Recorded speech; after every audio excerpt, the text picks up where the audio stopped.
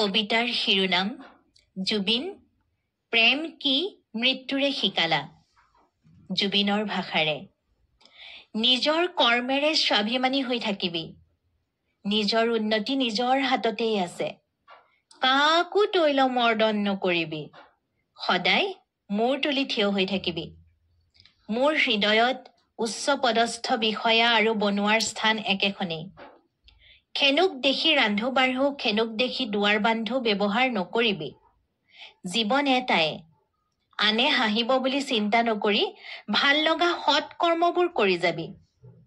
মই গছ হৈ চাম, বতাহৰ সৈতে মিলি থাকিম। ৰ'দ হৈ আহি চাম, জোনাকতো থাকিম, আন্ধাৰতো থাকিম। দুখ নকৰিবি, মইনো অসমখন এৰি থাকিব পাৰোনে? যিদৰে ঢপলিয়াই গুচি আহিছিলো মুম্বাইৰ পৰা, আকৌ আহিম মই। সকলোৱে মাত্ৰ কাম কৰ, বেয়া বস্তু নাখাবি, উদযাপন কমাই দে। বহু কাম কৰিবলৈ আছে। কৰ্ম কৰ ভাই। আনৰ দয়াৰে জীয়াই থাকিলে কিন্তু সন্মান নাপাবি। লোভেই পাপ, কামেই পূজা, কৰ্মই সাধনা। পুনৰ কওঁ, কাৰো ওচৰত মূৰ নুদুৱাবি। সদায় মূৰ তুলি থিয় হৈ থাকিবি। মই আকৌ আহিম।